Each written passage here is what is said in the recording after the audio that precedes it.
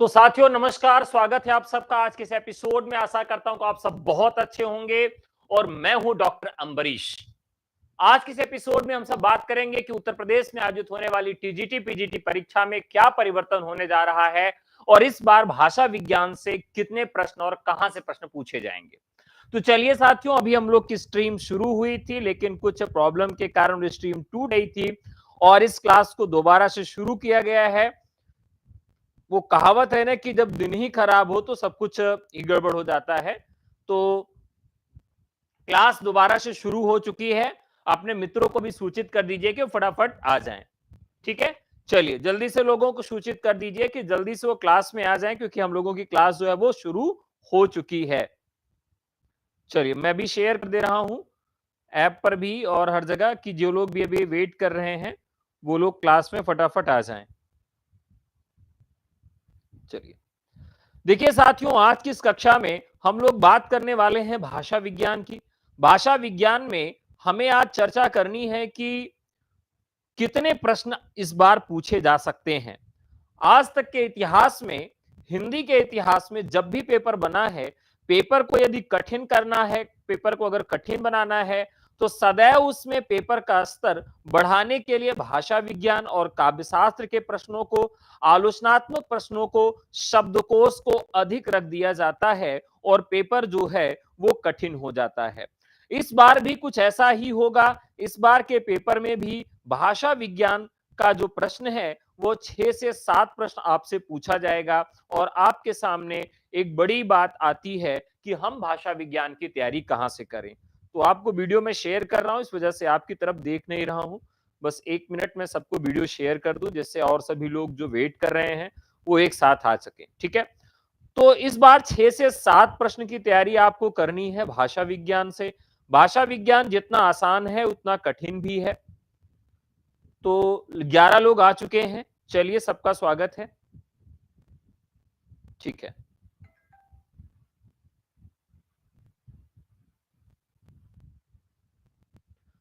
तो चलिए साथियों, अब एक बार आप सब बता दीजिए, आवाज मिल रही, वीडियो चल रहा है, सब कुछ ठीक चल रहा है? फटाफट एक बार मुझे कमेंट करके बता दीजिए जिससे मैं क्लास को आगे जारी रख सकूं। तो चलिए सब लोग आ चुके हैं, लगभग लोग आ चुके हैं और चलिए बाकी लोग भी आ जाएंगे धीरे धीरे। एक बार लाइक फटाफट आप लोग बढ़ा दीजिए, लाइक बढ़ा दीजिए। चलिए,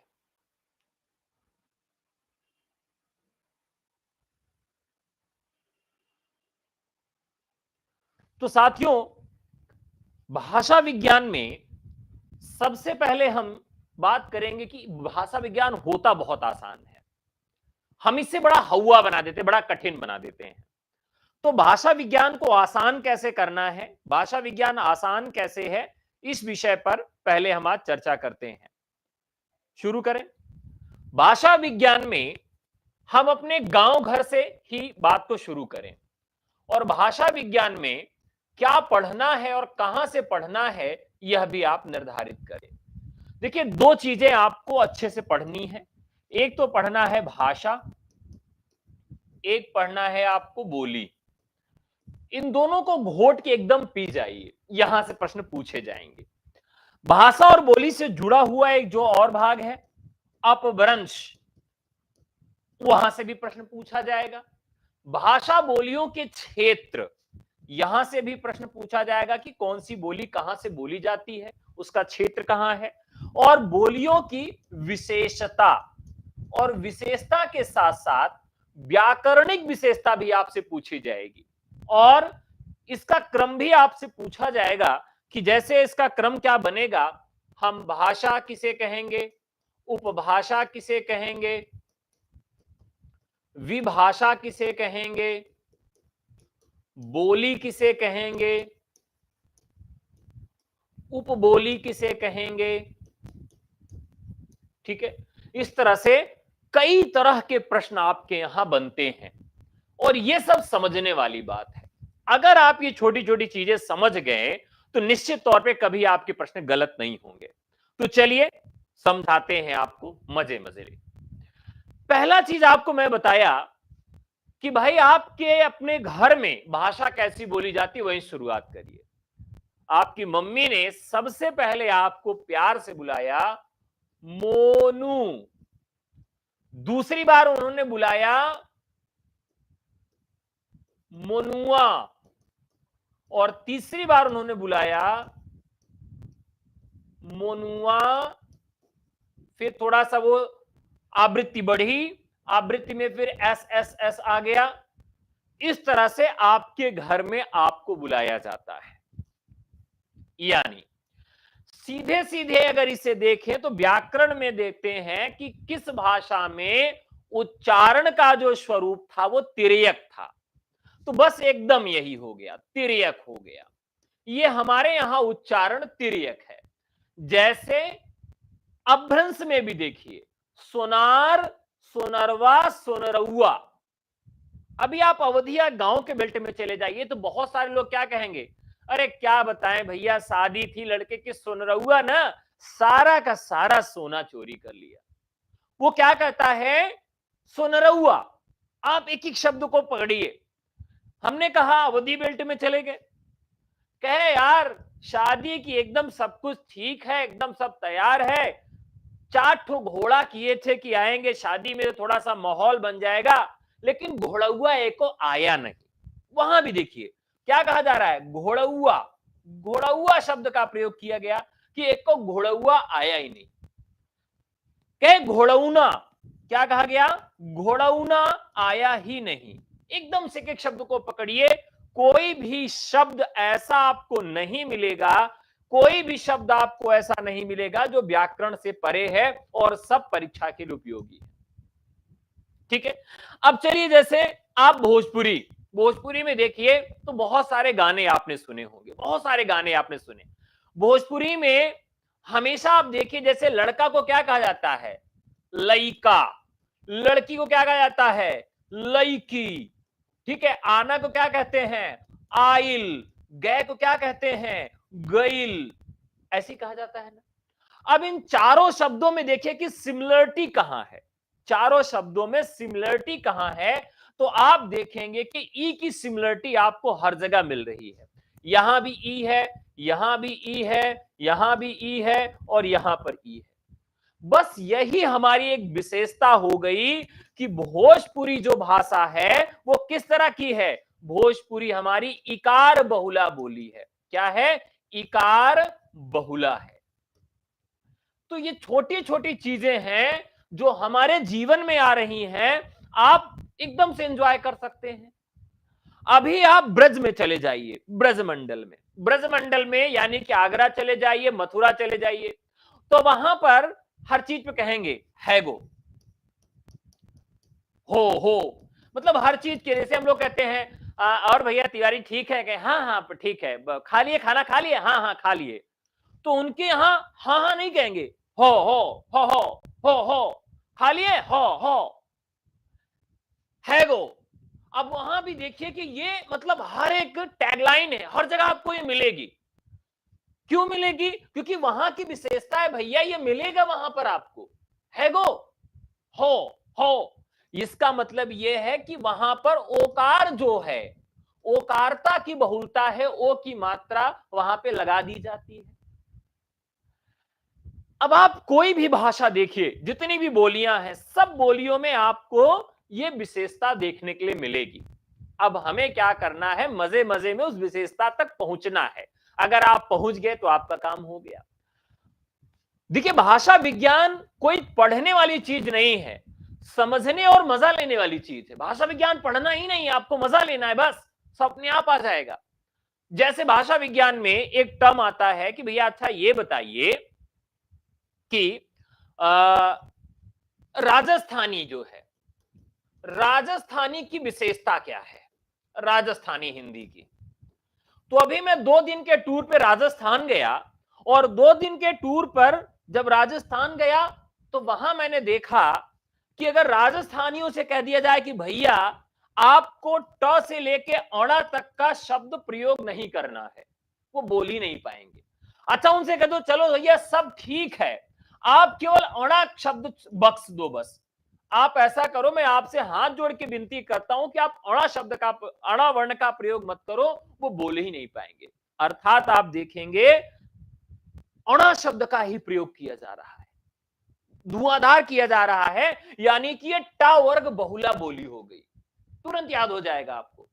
आप देखिए यहां पर अगर किसी बिहारी को पकड़ लीजिए और उससे कहिए कि भैया आपको बोलना है, क्या बोलना है, घोड़ा सड़क पर सरका, उसे क्या बुलवाना है कि घोड़ा सड़क पर सरका, यही उसे कह दो कि तुम बोल दो, वो क्या बोलेगा, घोड़ा सड़क सरका, घोड़ा सड़क सरका, वो यही बोलेगा और उसमें उसकी कोई गलती नहीं है, उसमें उसकी कोई गलती नहीं है। अब इसमें क्या विशेषता है, तो जो आपकी भोजपुरी बोली है, बिहारी में र के बदले ड़ का प्रयोग किया जाता है, ये इसकी विशेषता हो गई, हमेशा याद रहेगा। अब आपसे अगर कहा जाए चलो भैया अवधि चलते हैं, सुल्तानपुर आपको घुमा लाएं, सुल्तानपुर अगर आप घूमने चले गए, अयोध्या से सुल्तानपुर, सुल्तानपुर से प्रयागराज तक आ गए, तो यहां पर तीनों स के बदले केवल दंत सा का ही प्रयोग उच्चारण में किया जाता है। आप अगर तीनों जगह चले जाइए, तो ये तीनों जगह आप चले जाइए, आपको तीनों शकार के स्थान पर केवल दंत सा का ही प्रयोग किया जाएगा। अगर वो लोग हमेशा कहे भैया आपकी शादी हो गई है, शादी हुई होती तो ऐसे तो देखने नहीं लगते जितना चिल्ला रहे हो। अरे शादी का होता है यार, शादी तो मतलब सीधा सादा होता है ना, एक शब्द आता है क्या, सीधा सादा। अभी मुझे लगता है कि ये हमारे या किसी परीक्षा में पूछा गया था, सीधा सादा। तो शादी नहीं होती यार, शादी होती है, शादी। लेकिन अब कोई अवध बेल्ट का व्यक्ति होगा तो वो क्या करेगा, कभी शादी नहीं बोलेगा, हमेशा वो शादी ही बोलेगा, शादी ही बोलेगा, और उसमें उसका कोई दोष नहीं है, भाषा का दोष है, मतलब भाषा की विशेषता है, वो शादी बोल ही नहीं पाएगा, हमेशा कहेगा क्या बताए गुरु, शादी वादी हो जाए तो एकदम फिर मजा रहे, तो शादी ही बोलेगा। एक प्रश्न इस बार आपके यहां सेंटेंस देकर पूछा जाएगा कि यह जो सेंटेंस है किस बोली से संबंधित है। एक प्रश्न इस बार नोट कर लीजिए, पूछा जाएगा भाषा विज्ञान से, एक सेंटेंस दे दिया जाएगा कि यह सेंटेंस किस भाषा का है, ऐसे प्रश्न आपसे पूछ लिया जाएगा। चलिए, तो ये तो मान लीजिए भाषा और बोली की विशेषता से प्रश्न इस तरह से आपसे पूछा जाएगा, एकदम मजेदार प्रश्न। दूसरा प्रश्न आपसे क्या पूछा जाएगा कि भाई चलिए आप बताइए कि भाषा में परिवर्तन कैसे होता है, परिवर्तन वाली चीजें देखते हैं। जैसे हमने एक बार एक अंग्रेज से पूछा कि भैया ये बताइए कि आप भारत में देखिए लोग अंग्रेजी बोलते हैं, तो क्या आपको सारी अंग्रेजी समझ में आती है? कहा नहीं, यहां की अंग्रेजी तो मुझे नहीं समझ में आती है, वो लोग अंग्रेजी बोलते तब भी मुझे नहीं समझ में आती। कहे अच्छा। उसने कहा कि जब हम लोग एक चीज लेके आए, हम लोग लेके आए भारत में लैटिन, क्या लेके आए, लैटिन, हम लोग भारत में लैटिन लेकर आए, लेकिन ये भारतीय कहे यार हम लैटिन वेटन नहीं कहेंगे, हम लालटेन कहेंगे। मतलब अंग्रेज ले आए लैटिन, उन्होंने कहा this is Latin for you man, please take it and use, change your life. अंग्रेज ऐसा बड़ा बड़ा मुंह फाड़ के बोला, लेकिन भारत वालों ने क्या कहा, ना ना हम इसको लैटिन वेटन नहीं कहेंगे बबुआ, ये हमारे लिए लालटेन है। अब देखिए यहां पर क्या है कि भाषा परिवर्तन की दिशा, किस प्रकार से हमने इसमें परिवर्तन किया। तो दो तीन प्रश्न यहां से बन गए। उन्होंने कहा कि मुख सुख के कारण, देखिए हम लोग क्या करते हैं, हर चीज को आराम देना चाहते हैं और अपने मुख को भी बहुत आराम देना चाहते हैं, तो मुख सुख भी हम यहां पर देखने लगे। कहे यार हम मुख सुख देखेंगे, लैटिन बड़ा कहने में कठिन लगता है, हम नहीं कहेंगे। एक बार एक अंग्रेज को क्या किया गया कि एक अंग्रेज को एक रिक्शे वाले ने बैठाया और कहा कि भैया हमको जो है दवा लेनी है, ले चलो। अब दवा लेनी है, बेचारा रिक्शे वाला लेके चल रहा है। अब अंग्रेज जो है पूछा कि यार कहीं पहुंचवाओ, हमको पहुंचाओ तो सही। तो वो जो है कहा, बार बार पूछ रहा है उनसे कि अस्पताल चलेंगे ना, अस्पताल चलेंगे ना। अब वो कह रहा नहीं, मुझे ऐसी जगह ले चलो कि जहां पर मुझे दवा मिल जाए। अस्पताल, ठीक है। अब अंग्रेज बेचारा बहुत परेशान, वो पूरा अंग्रेजी पढ़ा, पूरा हिंदी पढ़ा था, लेकिन उसको ये मालूम ही नहीं था कि अस्पताल जैसा शब्द क्या होता है। उसने अंग्रेजी में हॉस्पिटल पढ़ा था और हिंदी में उसने औषधालय या चिकित्सालय पढ़ा था, उसने अस्पताल पढ़ा ही नहीं था। अब ये कौन जाने कि किसने इसे हॉस्पिटल से अस्पताल कर दिया, कोई नहीं जान रहा। अंग्रेज एकदम परेशान है, पसीना पसीना हो गया। अब क्योंकि दो ही चीज जानता है वो, क्या जानता है? वो जानता है हॉस्पिटल और वो जानता है चिकित्सालय। हिंदी भी इसको बहुत अच्छी आती है। कहा अब तो मुझे हिंदी आ गई है, मैं रिक्शे वाले से हिंदी में बात करूंगा और देखता हूं आज। और रिक्शे वाले को क्या मालूम था? केवल अस्पताल मालूम था। रिक्शे वाले को अस्पताल मालूम था और उनको क्या मालूम था? हॉस्पिटल और चिकित्सालय मालूम था। मतलब यह हुआ कि हमने अपने अनुसार इसको परिवर्तित कर दिया है। आप कभी अगर प्रयागराज गए हो, अगर आप कभी भी प्रयागराज गए हो तो प्रयागराज में जो टेम्पू चालक हैं वो कभी भी, या बहुत सारी स्टेट या बहुत जगह आप देखेंगे, जैसे अवधि बेल्ट में, तो कभी भी जो टैक्सी ड्राइवर है वो स्टेशन नहीं बोलता है। कभी भी वो स्टेशन नहीं बोलता है। वो क्या बोलता है? Station, station, station, station, station, station, station. आप गए होंगे, आप में से बहुत सारे लोग गए होंगे, तो कभी भी वो स्टेशन नहीं बोलता, सदैव स्टेशन स्टेशन बोलता है। क्योंकि वो जानता है कि अगर हम इस स्टेशन बोल देंगे तो ज्यादा टाइम लगेगा हमें बोलने में। वो अपने मुख सुख के कारण वो आधा सा हटा देता है और क्या बुलाता है? Station, station, station, station.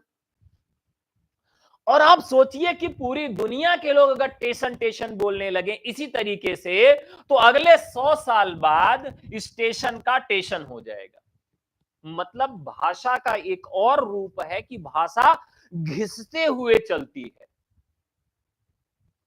कैसे चलती है भाषा? घिसते हुए चलती है। जैसे संस्कृत का एक शब्द है स्थाली। संस्कृत का एक शब्द है स्थाली। अब आप देखिए जो स्थाली शब्द है, बढ़िया से पंडित जी आए और कहे निकालिए इस थाली।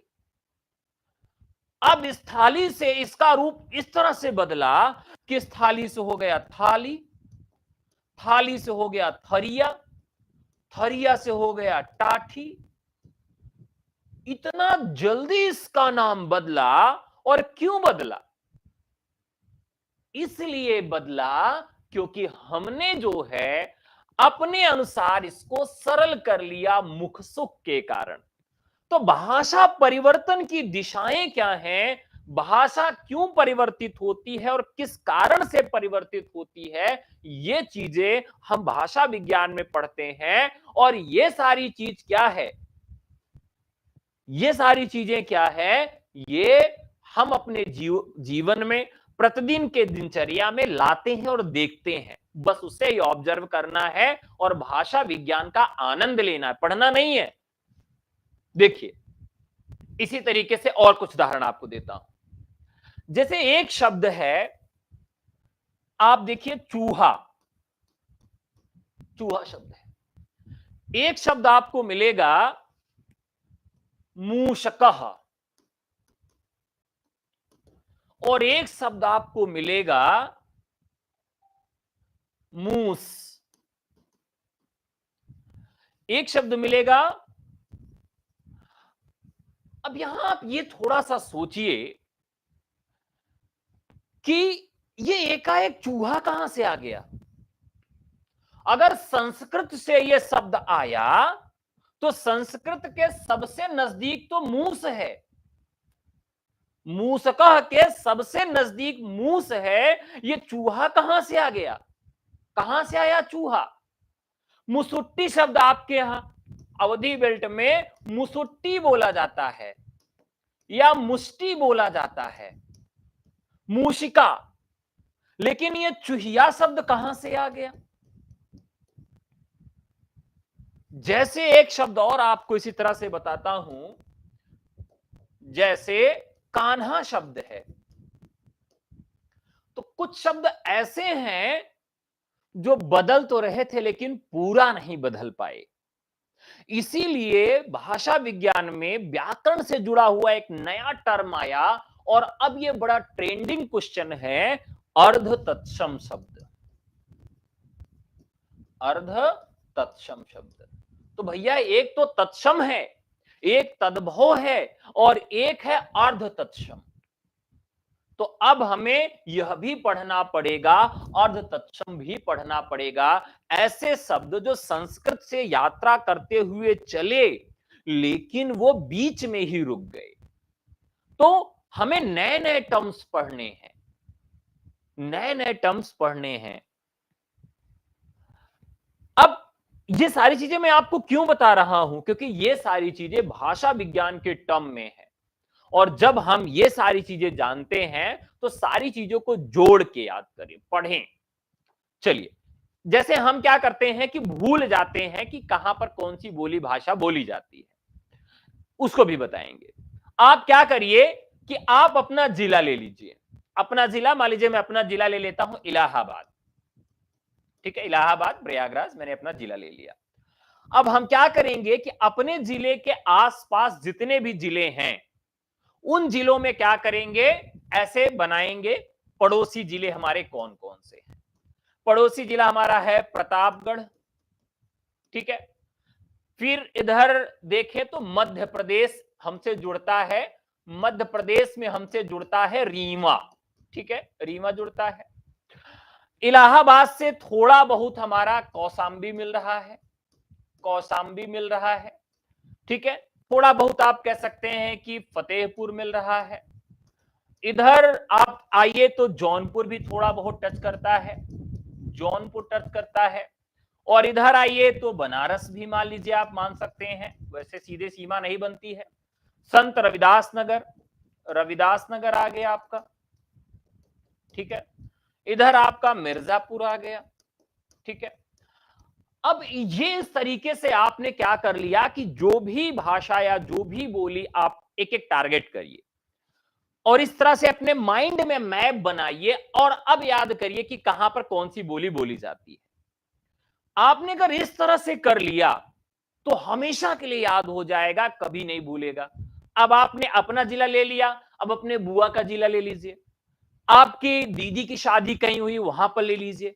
तो इस तरीके से एक राउंड फिगर अपने माइंड मैपिंग में बना लीजिए कि भैया फतेहपुर में कौन सी बोली बोली जाती है, हमारे पड़ोस में क्या बोला जाता है, कौशाम्बी में क्या बोला जाता है।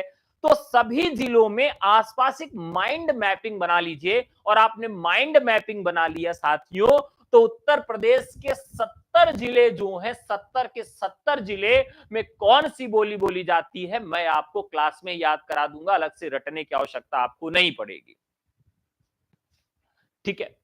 चलिए, अब हंसी मजाक बंद हो गया, अब हम सीरियस होते हैं। सीरियस होने का मतलब है, अभी तक तो मैं आपको नॉर्मल कर रहा था कि भैया हमको पढ़ना कैसे है भाषा विज्ञान। अब भाषा विज्ञान के फैक्ट्स पर चलते हैं कि किस प्रकार से हमें क्या क्या चीजें पढ़नी है।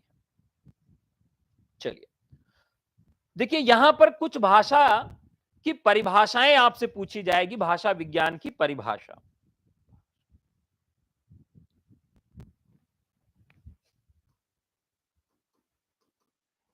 भाषा विज्ञान,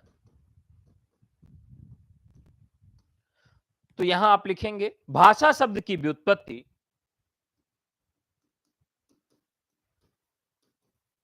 भाषा शब्द की व्युत्पत्ति संस्कृत के भास धातु से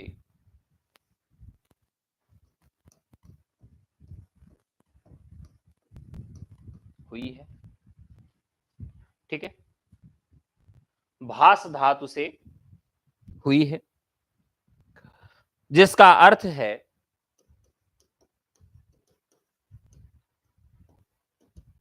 जिसका अर्थ है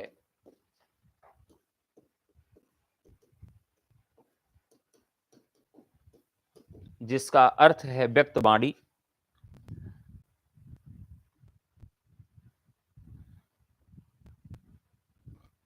वक्त वाचाम,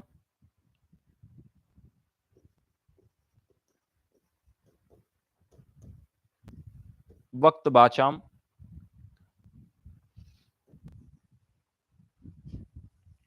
वैयाकरण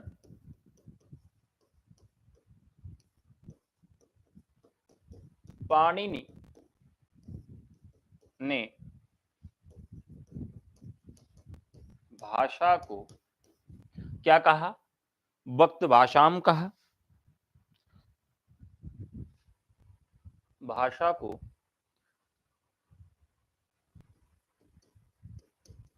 स्पष्ट वाणी कहा। तो उन्होंने क्या कहा इसे? तो उन्होंने इसे स्पष्ट वाणी कहा है। जो वाणी में व्यक्त हो उसे भाषा कहते हैं।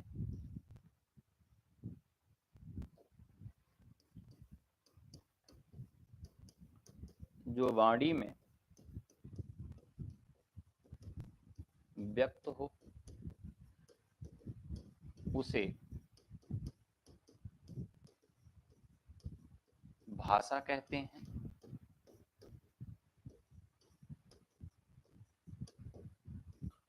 पतंजलि पतंजलि ने महाभाष्य में इस बात को कहा है। उत्पत्ति और व्युत्पत्ति में वही अंतर है। उत्पत्ति में किसी की कोई सहायता नहीं होती है और व्युत्पत्ति में क्या होता है? किसी चीज की सहायता होती है, पहले से कुछ होता है हमारे पास। ठीक है, तो अब जैसे भाषा, भाष शब्द है, भाष, तो भाष धातु जो है यह स्वयं में पूर्ण है।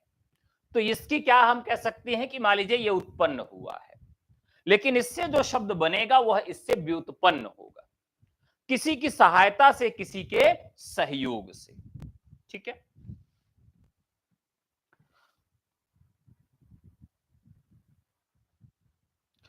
मनुष्य द्वारा वाणी से उच्चरित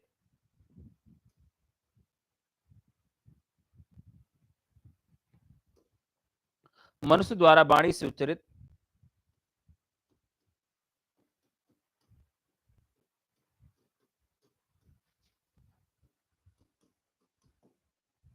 वाणी से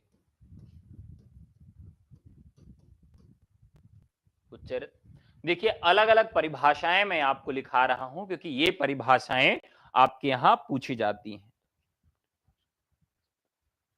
ध्वनि संकेतों से गठित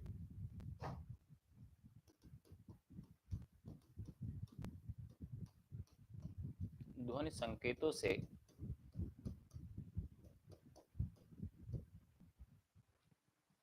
गठित शब्दमयी भाषा ही वस्तुतः शब्दमयी भाषा ही वस्तुतः भाषा है। तो यह भी बहुत महत्वपूर्ण कथन है क्योंकि इसमें स्पष्टता, असंदिग्धता तथा सुगमता है। क्योंकि इसमें स्पष्टता,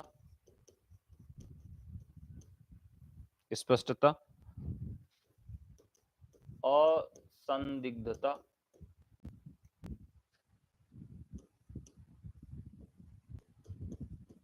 और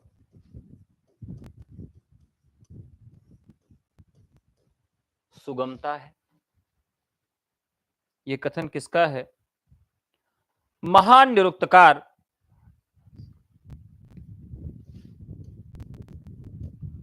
महर्षि यास्क। महर्षि यास्क का यह कथन है। भाषा विज्ञान की परिभाषा इन्होंने इस प्रकार से दी है। भाषा, देखिए भाषा विज्ञान अलग है, भाषा की परिभाषाएं मैं बता रहा हूं। अब हिंदी के कुछ आचार्यों की परिभाषाओं को देखते हैं।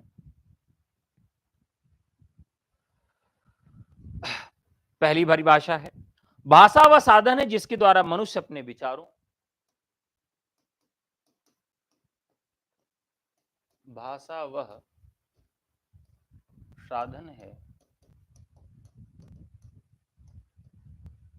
जिसके द्वारा मनुष्य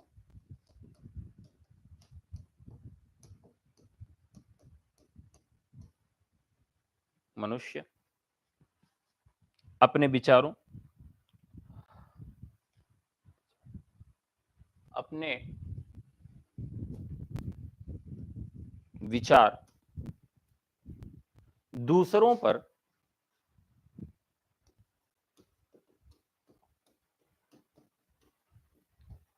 भली भांति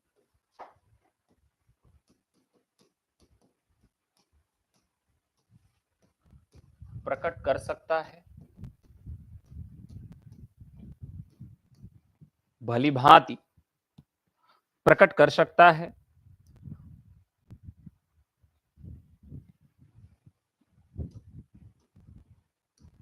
और दूसरे के विचार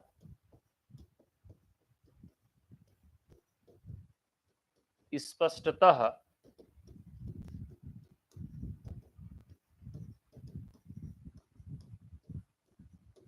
समझ सकता है। ठीक है, ये बहुत महत्वपूर्ण कथन है। कथन किसका है ये?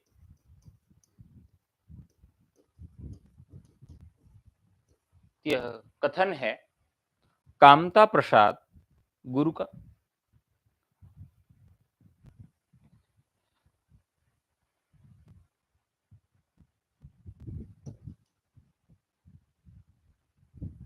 ध्वन्यात्मक शब्दों के द्वारा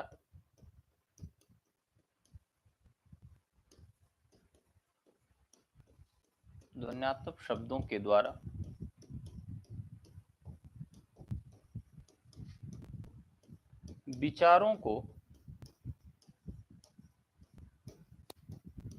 प्रकट करना ही भाषा है। हेनरी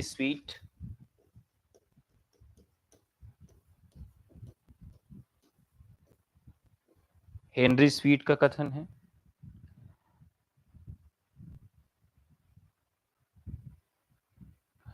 मनुष्य और मनुष्य के बीच वस्तुओं के विषय में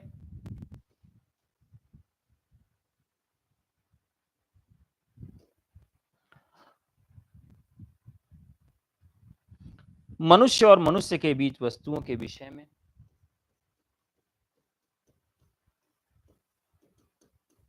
मनुष्य और मनुष्य के बीच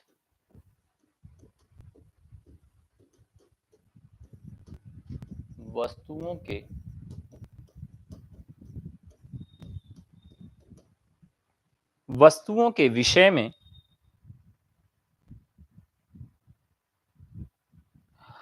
अपनी इच्छा और मति का आदान प्रदान करने के लिए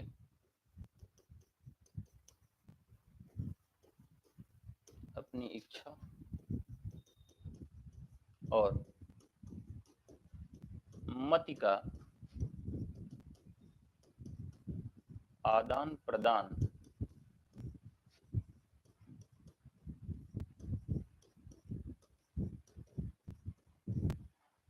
प्रदान करने के लिए व्यक्ति ध्वनि संकेतों का व्यवहार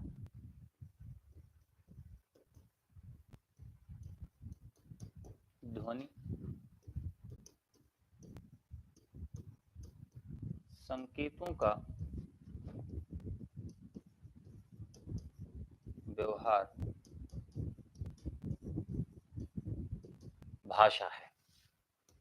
ये भी कथन महत्वपूर्ण है और ये है कथन भाषा विज्ञानी श्याम सुंदर दास का। कथन है भाषा विज्ञानी श्याम सुंदर दास का। भाषा उच्चारण अवयव से उच्चरित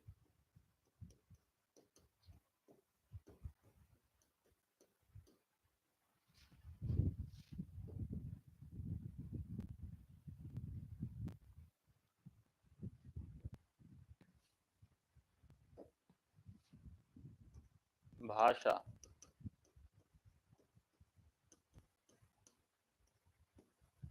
उच्चारण अवयवों से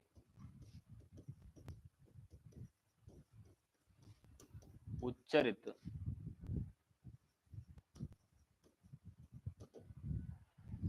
उच्चारण अवयव क्या है? भाषा विज्ञान में ये बहुत महत्वपूर्ण फैक्ट है कि उच्चारण अवयव होते कितने हैं, स्वरतंत्रियां कितनी होती। तो उच्चारण अवयव है कि वही जो आपके मुंह है, मुंह के अंदर जो भी चीजें हैं जो आपके बोलने में आपकी सहायता करती हैं वही है।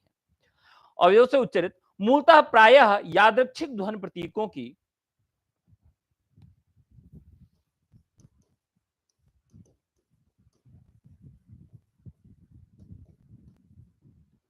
आप लोगों में से बहुत सारे लोग जानते होंगे कि यादृच्छिक का मतलब क्या होता है, वो कमेंट करके हमें बताएंगे। यादृच्छिक ध्वनि प्रतीकों की वह व्यवस्था है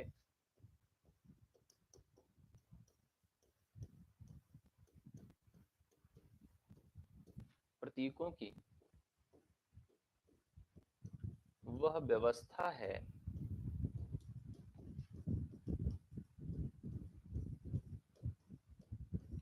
फटाफट कमेंट करके बताइए यादृच्छिक का मतलब क्या होता है। सरिता, मीना, मंजू, चलिए फटाफट बताइए यादृच्छिक का मतलब क्या होता है। प्रतीकों की व्यवस्था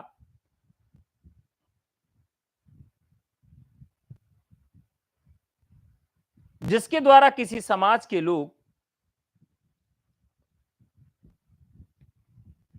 जिसके द्वारा किसी समाज के लोग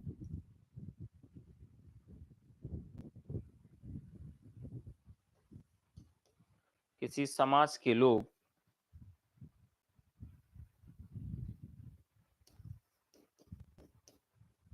आपस में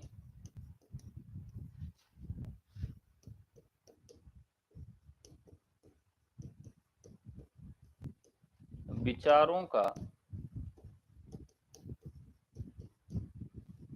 आदान प्रदान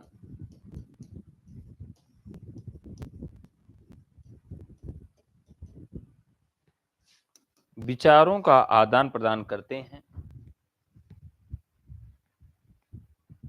भोलानाथ तिवारी,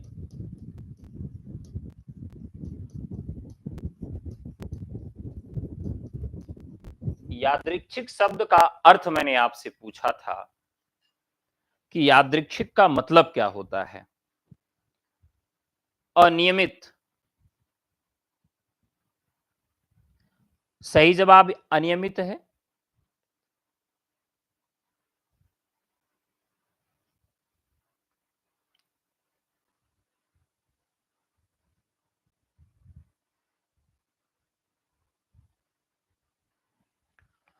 देखिए जो स्वेच्छा पर हो या जो स्वतंत्र हो उसे हम क्या कहते हैं, उसे हम यादृच्छिक कहते हैं। नीतू जी ने एकदम सही जवाब दिया है और सुप्रिया जी ने भी सही जवाब दिया है। तो ये है भाषा उच्चारण अवयवों से उच्चरित मूलतः प्राय यादृच्छिक ध्वनि प्रतीकों की जो स्वतंत्र है, प्रतीकों की वह व्यवस्था जिसके द्वारा किसी समाज के लोग आपस में विचारों का आदान प्रदान करते हैं। ठीक है। जिन ध्वनि चिन्हों द्वारा मनुष्य परस्पर विचार विनिमय करता है,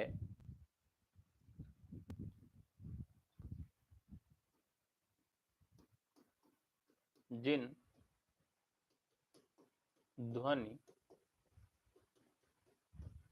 चिन्हों द्वारा मनुष्य प्रायः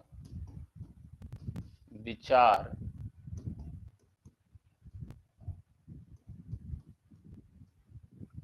यहां पर विनिमय शब्द आया है। क्या शब्द आया है? विनिमय। इसका अर्थ बताइएगा। विनिमय करता है,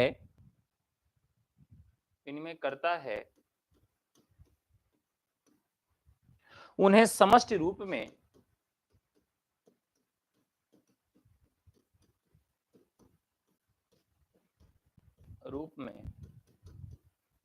भाषा कहते हैं।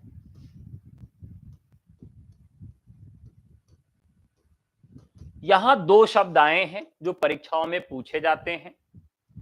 विनिमय का मतलब होता है लेन देन। पहले हमारे यहां वस्तु विनिमय प्रणाली थी। हम नाई के यहां जाते थे बाल कटाने के लिए, तो उसे पैसा नहीं देना पड़ता था, वो हमारे यहां से अनाज ले जाता था। और एक शब्द यहां आया है समष्टि। समष्टि का विलोम बहुत ज्यादा पूछा जाता है। समष्टि का व्यष्टि, समष्टि का व्यष्टि तो हम लोग जानते हैं, लेकिन इसका अर्थ क्या होता है ये आप सब हमें बताएं। और ये कथन है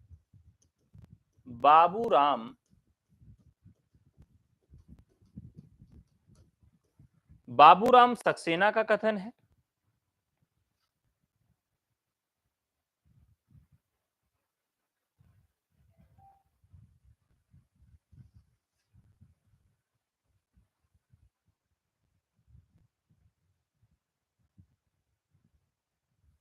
ठीक है, अमृता जी ने कहा है सामूहिकता। एक प्रश्न पूछा जाता है भाषा के स्वरूप को लेकर। अभी तो हम लोगों ने देखा कि भाषा की परिभाषा क्या है, ठीक है। अब चलते हैं भाषा के स्वरूप पर।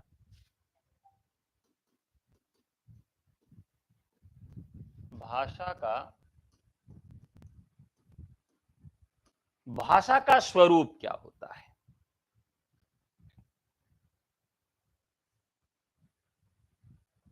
पहला, भाषा वाचिक ध्वनि संकेत है। दूसरा,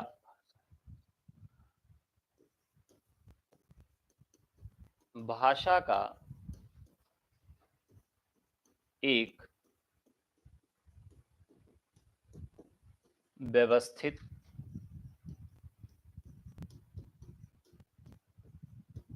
रूप होता है। भाषा समाज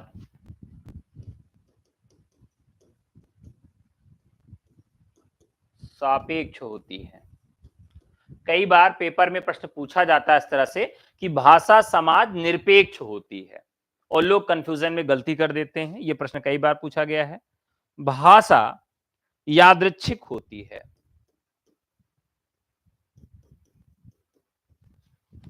भाषा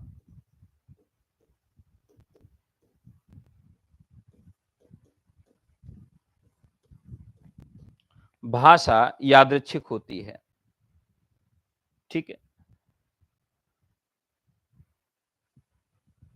ये चार चीजें हमने देख लिया। ये भाषा का स्वरूप है जो बहुत महत्वपूर्ण है। अब एक एक को हम समझते हैं कि ये क्या मतलब है। भाषा वाचिक ध्वनि संकेत है कि ये केवल ध्वनि संकेत है। अब आप देखिए कि अलग अलग समाज में, अलग अलग समाज में एक ही शब्द का अलग अलग अर्थ निकाला जाता है। एक मजेदार बात से आपको जोड़ते हैं। हमारे एक मित्र हैं जिनकी नियुक्ति हिंदी टीचर के रूप में बंगाल में हुई एनवीएस नवोदय विद्यालय संगठन में। अब जैसे स्कूल के टीचर होते हैं तो कहते हैं कि ओए नाखून काट के आना।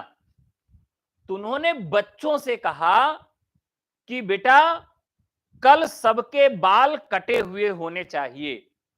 अगर तुम लोग बड़े बाल लेकर आए तो तुमको मैं क्लास से बाहर निकाल दूंगा। अब बच्चों से यह कहा गया।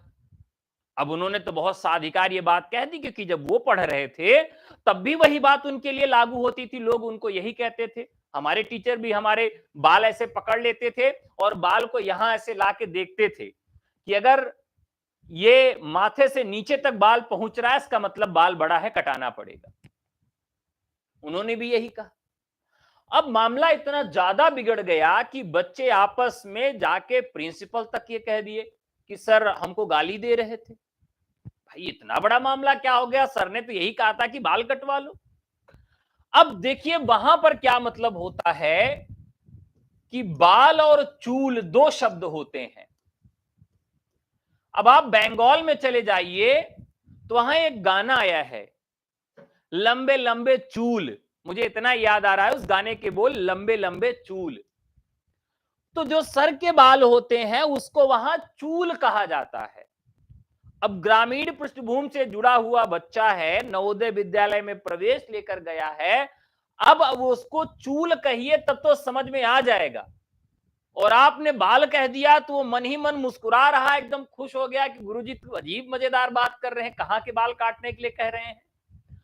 तो इतने छोटे से शब्द में इतना बड़ा बतंगड़ बन गया। बहरहाल उनको बताया गया कि गुरुजी यहां पर इसे बाल नहीं चूल कहते हैं।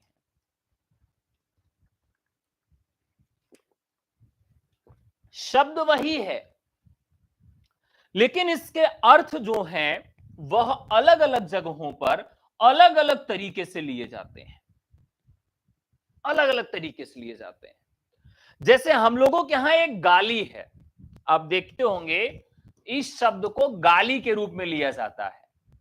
लेकिन आप तमिल में चले जाइए, आप तमिल में चले जाइए तो ये एक सम्मान सूचक शब्द है। दक्षिण भारत में सम्मान में ये ऐसा कह के बुलाते हैं। तो आप समझिए हम क्या बताना चाह रहे हैं इस भाषा की परिभाषा के माध्यम से कि भाषा वाचिक ध्वनि संकेत है। ये केवल ध्वनि का संकेत मात्र है, यह अर्थ निर्धारित नहीं करती। और इसी पर एक काव्यशास्त्र में, पाश्चात्य काव्यशास्त्र में एक सिद्धांत आया जो कि परीक्षा में पूछा गया था, विखंडनवाद। क्या आया? विखंडनवाद आपके यहां पूछा गया था। यूपी टीजीटी मुझे याद है कि पूछा गया था कि विखंडनवाद सिद्धांत किसका है। विखंडनवाद सिद्धांत भी कहता है कि कोई भी शब्द है वह अर्थ उसका अंतिम या आखिरी अर्थ नहीं है, उसके बाद भी कोई अर्थ उसका हो सकता है। किसी शब्द का कोई आखिरी अर्थ या अंतिम अर्थ नहीं होता है। तो विखंडनवाद आपसे पूछा गया था। तो कुल मिलाकर यहां पर यही है कि भाषा वाचिक ध्वनि संकेत है। दूसरा, भाषा का एक व्यवस्थित रूप होता है, लेकिन सभी भाषाओं का व्यवस्थित रूप नहीं होता है। संस्कृत भाषा एक ऐसी भाषा है कि आप उसे चाहे आगे से पीछे लिखो, पीछे से आगे लिखो, किसी तरीके से आप लिखो, उसका अर्थ वही मिलेगा, उसके अर्थ में कोई भी परिवर्तन नहीं होगा।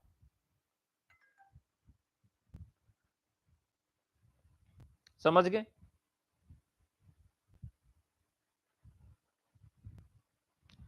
एक संस्कृत का वाक्य मैं आपको लिख के दिखाता हूं, आप थोड़ा समझिएगा। जैसे हमने कहा, एक वाक्य हमने लिखा कि त्वम कुत्र गच्छसि, कुत्र गच्छसि। अब इस वाक्य को हम कैसे भी लिख दें। हमने लिखा कुत्र त्वम गच्छसि।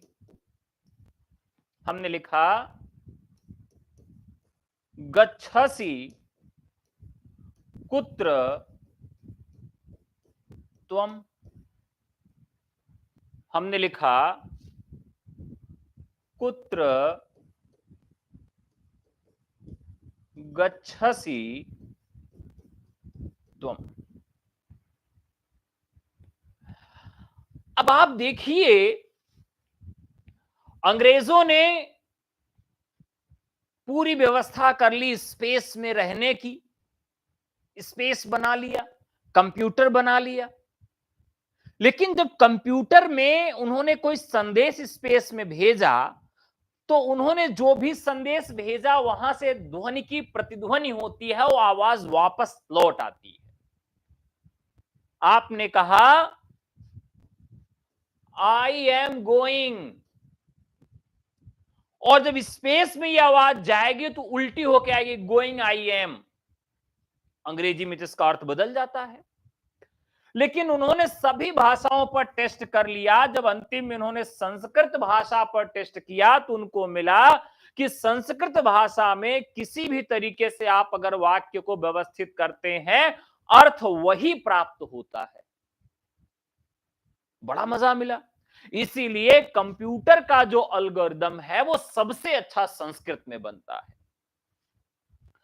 तो भाषा एक व्यवस्थित रूप होता है। भाषा समाज सापेक्ष होती है। जिस तरह का समाज है उस तरह की भाषा भी वहां पर होगी। भाषा कभी समाज के निरपेक्ष नहीं होती है। भाषा यादृच्छिक होती है, स्वतंत्र होती है, ऐच्छिक होती है। भाषा पे किसी तरह की जोर जबरदस्ती दबाव नहीं होता है। ठीक है, समझ गए होंगे आप सब। अब प्रश्न यह उठता है कि भाषा की उत्पत्ति के सिद्धांत क्या है।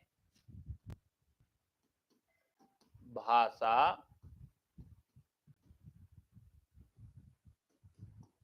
उत्पत्ति के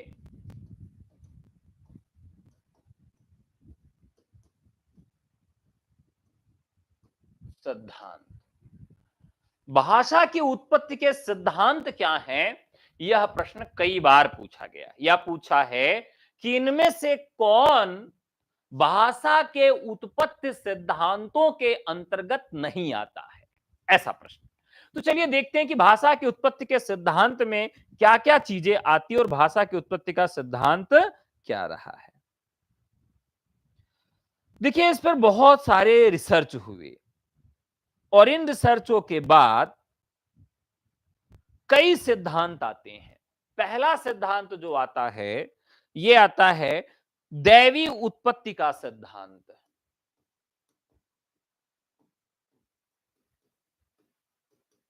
दैवी उत्पत्ति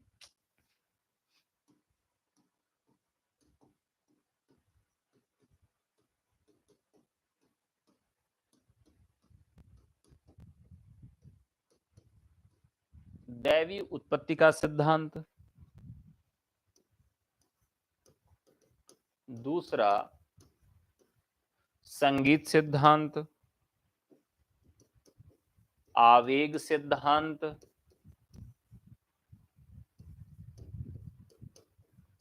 इंगित सिद्धांत,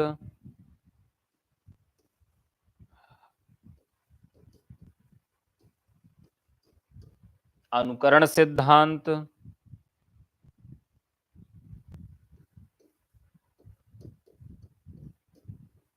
डिंग सिद्धांत,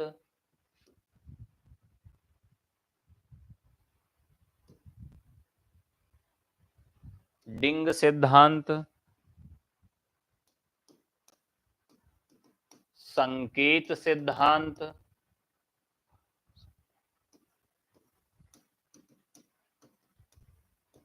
संपर्क सिद्धांत,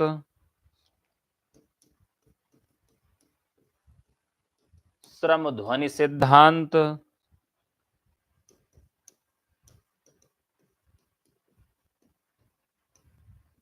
और समन्वय सिद्धांत। ये मुख्य सिद्धांत हैं जो भाषा के उत्पत्ति के लिए उत्तरदायी माने जाते हैं।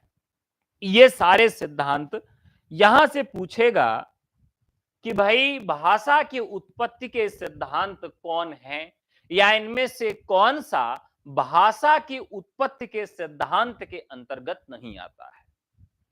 सबसे पहला है दैवी उत्पत्ति का सिद्धांत, यानी इसे हम कहेंगे डिवाइन थ्योरी।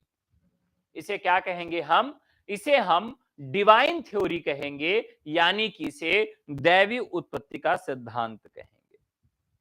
और सबसे प्राचीन सिद्धांत यही है।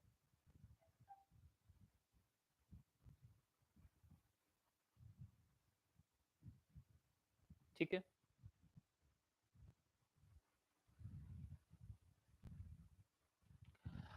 दैवी सिद्धांत का आधार क्या है?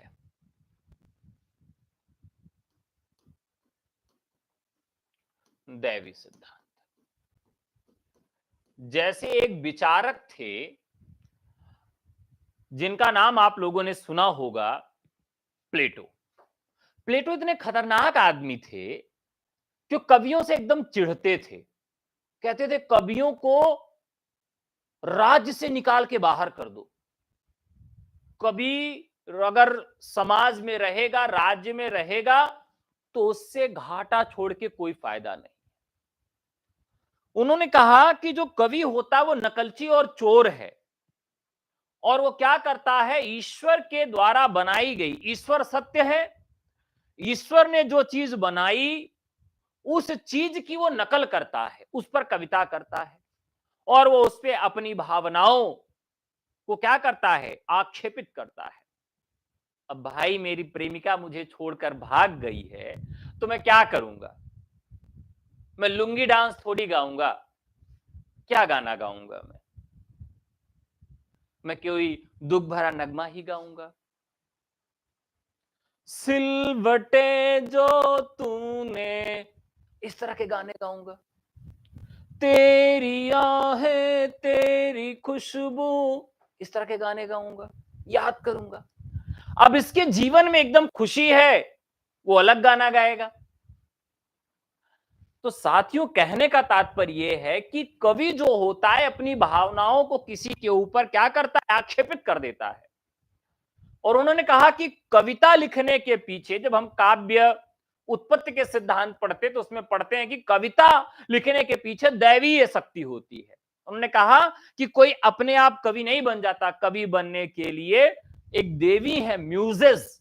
म्यूजेस देवी की अगर कृपा हो जाती है किसी के ऊपर, तभी वो कवि बन सकता है, अथवा कवि बन ही नहीं सकता है।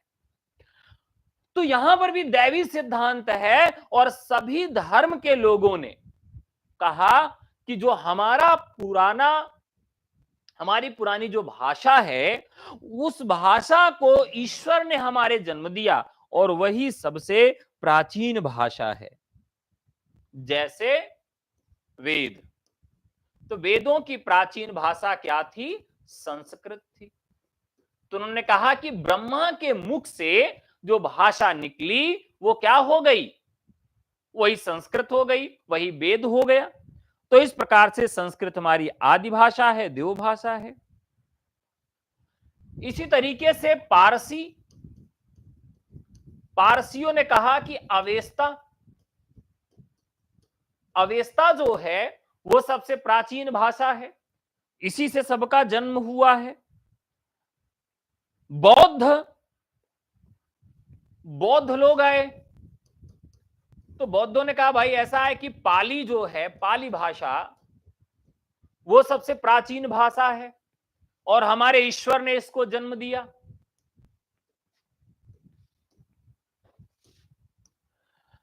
फिर और भी लोग आए, जैन आए, तो जैन ने कहा भाई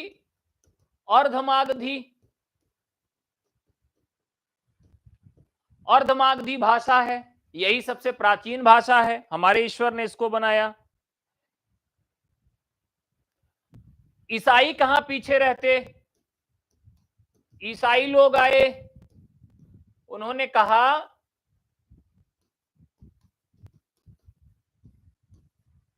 हिब्रू उन्होंने कहा कि हिब्रू सबसे प्राचीन भाषा है और ये हमारे ईश्वर के द्वारा बनाई गई है, हिब्रू भाषा। ठीक है। अब सबसे अंत में मुसलमान आए भारत में या विश्व में, इस्लाम आया। इस्लाम ने कहा कि अरबी भाषा है और हमारे अल्लाह ने बनाई है और यही सबसे प्राचीन भाषा है। तो सभी धर्मों ने अपने एक एक भाषा को पेटेंट किया और कहा कि ये हमारे ईश्वर के द्वारा बनाई गई भाषा है। भाषा को हम सीख रहे हैं, आगे ले जा रहे हैं, लेकिन वास्तविक जन्मदाता जो है वो ईश्वर ही है। वेद हिंदू में क्या है भाई, वेद है। पारसी, बौद्ध, ईसाई, जैन, इस्लाम, इस तरह से और न जाने कितने धर्म के लोग हैं जिन लोगों ने कहा कि हमारे ईश्वर की वजह से ये भाषाएं जन्म ली।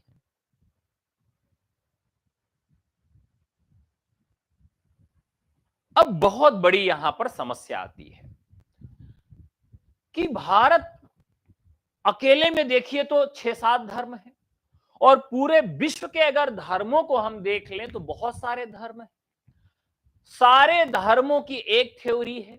अगर भगवान ने भाषा बनाई होती तो भाषा के व्याकरण में इतना ज्यादा अंतर देखने के लिए नहीं मिलता, इसलिए यह थ्योरी भी ठीक नहीं लगती है। भाषाएं अव्यवस्थित हैं, त्रुटिपूर्ण हैं, अवैज्ञानिक हैं और उसमें परिवर्तन होता रहता है। तो ये सारे कारण हैं जिसकी वजह से हम ये कह सकते हैं कि दैवीय उत्पत्ति का जो सिद्धांत है यह ठीक नहीं है। एक सिद्धांत है डिंग डोंग। कई बार पेपर में और इंटरव्यू में पूछ लिया जाता है कि भैया ये डिंग डोंग, एक गाना था, हे बेबी डिंग डोंग, हे बेबी डिंग डोंग, ऐसा गाना था ना। तो एक डिंग डोंग थ्योरी भी है। डिंग डोंग थ्योरी है, इसे क्या कहा जाता है, धातु सिद्धांत कहा जाता है। धातु सिद्धांत कहा जाता है। और कुछ लोग यह भी कहते हैं कि भाषा के जन्म में डिंग डोंग थ्योरी का काम आता है। इसमें धातु सिद्धांत काम करता है और इस के जो प्रवर्तक हैं वो कौन थे,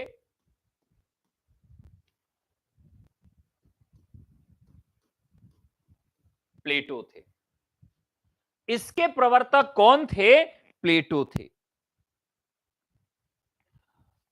और इसे व्यवस्थित किसने किया, व्यवस्थित मैक्स मूलर ने किया। इस थ्योरी को बनाने वाले कौन थे, प्रवर्तक कौन थे, प्लेटो थे। और इस थ्योरी को व्यवस्थित किसने किया, तो मैक्स मूलर ने किया। इस सिद्धांत के और कई नाम हैं जो पेपर में पूछे जाते हैं।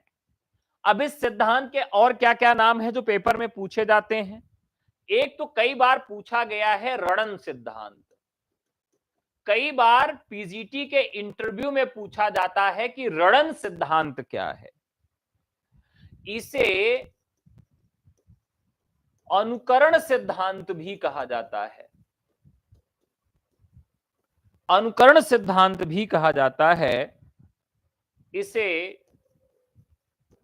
अनुरणात्मक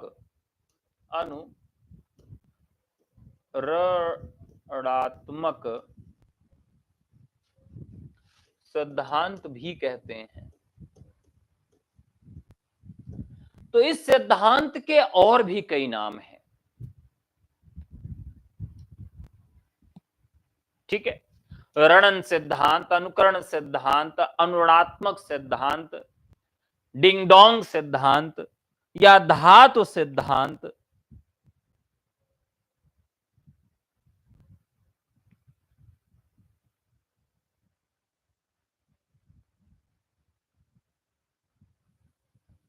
ठीक है। यह सिद्धांत क्या कहता है कि जिस चीज की ध्वनि जिस प्रकार से थी, जो चीज सुनने में जिस प्रकार से लगती थी, उसी प्रकार से उसका नामकरण हो गया है। ठीक है। जैसे आप लोगों के यहां अक्सर पुरुष और महिला में लड़ाई देखने के लिए मिलती है, पति पत्नी में। तो पति पत्नी की लड़ाई जब होती है, तो लड़ाई जब अपने एकदम चरम अवस्था में पहुंच जाती है, तो जब लड़ाई चरम अवस्था में पहुंच जाती है, तब कैसे होती है? ऐसे होती है, ऐसे करने लगते हैं। तो लोग के पास जब शब्द नहीं बचता है, तो वो ध्वनि से लड़ाई करते हैं। और फिर कैसे हैं, हाँ कलकला ले, इतना कलकल करती है ये, बलबला रही है, बलबला लेने दो, भुनभुना रही है, भुनभुना लेने दो, भरभरा रही है, भरभरा लेने दो। इससे लड़ाई होती है ना। मतलब जब युद्ध ऐसा लगता है कि अब समाप्त हो गया, कोई अस्त्र ही नहीं बचा है, तो फिर कहते एकदम से यही होता है कि उसको हम लोग क्या कहते हैं, बिराना, मुंह बिचकाना। तो हम लोग क्या करते हैं, मुंह बिचकाना या बिराने वाली स्थिति पहुंच जाती कि भैया अब ऐसा है कि इनको एकदम से टारगेट कर लो। इतना कलकलाती है हमारी औरत कि हमारी जिंदगी एकदम परेशान हो गई, इतना कलकल कलकल करती है। हाँ एकदम बलबला रही होगी, बलबला गई है, भनभनाती रहती है सारा दिन। खाना लेने के लिए जाओ तो भन भन भन भन भन भन भन भन भन भन, इतना भुनभुनाती है भैया, अगर मतलब ऐसा लगता है कि कहीं भैया मर जाएं। अक्सर आपने सुना होगा। ये सारे शब्द जो हैं, ये सारे शब्द जो हैं वो किससे बने हुए हैं? वो डिंग डोंग थ्योरी से बने हुए हैं। डिंग डोंग थ्योरी यही है। अरे डिंग डोंग थ्योरी का मतलब है कि हम उनका नामकरण किस आधार पर करते हैं, जिस प्रकार के ध्वनि संकेत सुनते हैं। ठीक है। जैसे जो पानी गिरता है, पानी जो गिरता है वो कैसे गिरता है? कल कल गिरता है। अब आप जितनी भी नदियों की पर्यायवाची सुनेंगे, कालिंदी, इस प्रकार जितनी, उसमें कल शब्द आएगा। पानी की आवाज जो होती है उसमें क्या होती है? नद की आवाज आती है। क्या होती है? नद की आवाज आती है।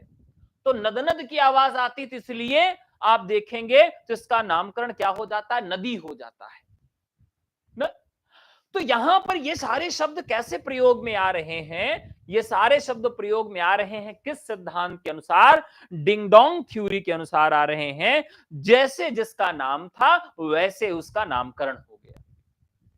अब मान लीजिए कोई क्या कर रहा है, कांव कांव कर रहा है, तो कांव कांव के सबसे नजदीक था कौवा, कौवा नाम हो गया ना। तो जो इस प्रकार का जो नामकरण था, इस प्रकार से जो भाषा निर्मित हुई, वो ऐसी ही हुई। ठीक है। चलिए, तो डिंग डोंग थ्योरी आपके समझ में आ गई।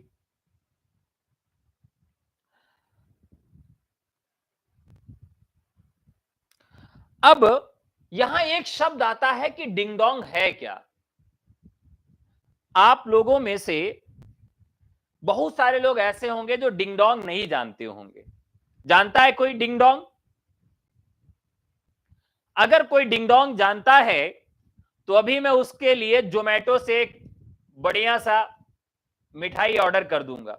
अगर कोई डिंग डोंग बता देगा कि डिंग डोंग का मतलब क्या होता है, प्रयास करिए फटाफट। डिंग डोंग का मतलब, डिंग डोंग का मतलब धोखा नहीं। मतलब आप लोग गाना जब सुनते थे, गाने का अर्थ समझिए, गाने का अर्थ समझिए, और गाने का कसम से अगर आप अर्थ समझ लेंगे तो मजा आ जाएगा। अब ये गाना आप गाइए, हे बेबी डिंग डोंग, हे बेबी डिंग डोंग। अब डिंग डोंग जो होता है, डिंग डोंग होता है घंटा, और घंटे पे जब कोई चीज मारी जाती है तो उसमें से जो ध्वनि निकलती है उसको कहते हैं डिंग डोंग। तो घंटे के ऊपर जब चोट पहुंचाई जाती है और घंटा जिस तरीके से बजता है, उस तरीके से कहा जाता है डिंग डोंग।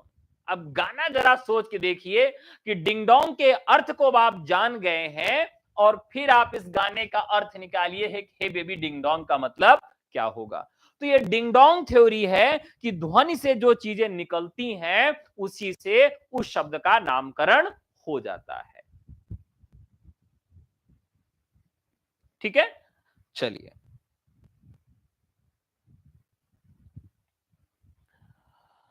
लेकिन यह भी थ्योरी जो है पूर्णतः स्वीकार नहीं की गई और इस थ्योरी को भी अस्वीकार कर दिया गया।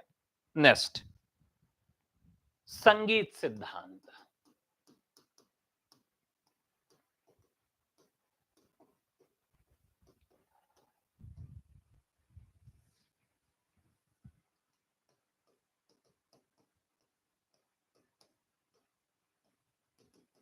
संगीत सिद्धांत।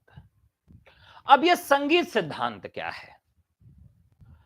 ये कहते हैं कि भाषा की उत्पत्ति मानव संगीत से हुई है।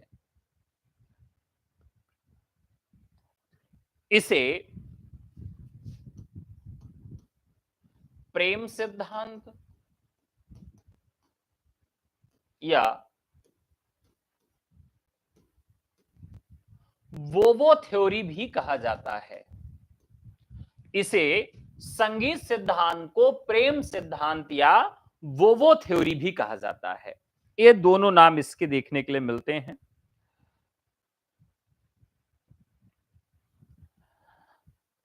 अब इस सिद्धांत का मतलब यह होता है कि आदमी अपने व्यक्तिगत समय में कुछ न कुछ गुनगुनाता रहता है। नहाते समय, खाते समय, गाड़ी चलाते समय वो कुछ न कुछ गुनगुनाता रहता है, कुछ न कुछ ध्वनि निकालता रहता है। और क्या होता है कि उसी से शब्दावलियां निर्मित हो जाती हैं। जैसे अब आप मान लीजिए, कई बार ये होता है कि आप घर से बाहर निकले, तो घर से बाहर निकले तो क्या गाना गाए? घर से निकलते ही कुछ दूर चलते ही। अब कुछ दूर जैसे चले वैसे एक बस मिल गई, बस के अंदर घुसे तो आपने कहा, अरे गुरु बसात एकदम खचाखच भरी है। कैसा भरी है? खचाखच भरी है। अब इस शब्द का निर्माण किसी ने किया नहीं होगा। कैसे? खचाखच। बहुत सारे लोग ऐसी ध्वनियों, ऐसे कुछ वैज्ञानिक हैं जो बताते हैं कि हम गाते समय, टहलते समय, बुदबुदाते समय, बहुत सारे ऐसे समय होते हैं जब हम संगीत के द्वारा भाषा का निर्माण करते हैं, शब्दावलियों का निर्माण करते हैं। और यह सिद्धांत इस तरह से है, लेकिन इस सिद्धांत को भी स्वीकार नहीं किया गया। अगला सिद्धांत है संकेत सिद्धांत। संकेत सिद्धांत का मतलब है कि इस दुनिया में हर चीज का एक सिंबल होता है, और उसी सैम्बोलिक लैंग्वेज, इसको कह सकते हैं इंग्लिश में, सैम्बोलिक लैंग्वेज के आधार पर इसकी थ्योरी बनी। और फ्रांसीसी विचारक रूसो की थ्योरी है। तो रूसो ने इस थ्योरी को दिया सांकेतिक सिद्धांत, सैम्बोलिक थ्योरी उन्होंने ही दिया। और वो कहते हैं कि मनुष्य अंग संकेतों के माध्यम से अपने भाव विचारों को प्रकट करता है, और इसे निर्णय सिद्धांत भी कहते हैं। क्या कहते हैं इसे? निर्णय सिद्धांत कहते हैं। और यह सिद्धांत काफी कुछ जो है मजेदार है, बहुत मजेदार सिद्धांत है। चलिए देखते हैं कैसे मजेदार है। भाषाएं गढ़ी जाती हैं।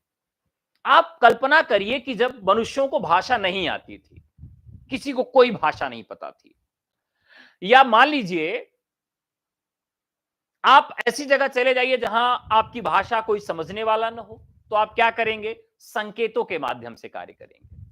संकेत। तो फिर क्या हुआ होगा? बस वही बात हुई होगी जैसे कालिदास के साथ हुई थी। कालिदास की कथा तो आप जानते ही हैं, विद्वोत्मा उस दौर की सबसे बड़ी विदुषी थी, और लोगों को लगा कि अरे यार, एक महिला होके बताओ इतनी बड़ी विदुषी है, लोगों को शास्त्रार्थ में हरा दे रही है, इसका घमंड तो हम चूर चूर करके रहेंगे, ऐसे व्यक्ति से इसका विवाह करवाएंगे कि जिंदगी भर रोएगी।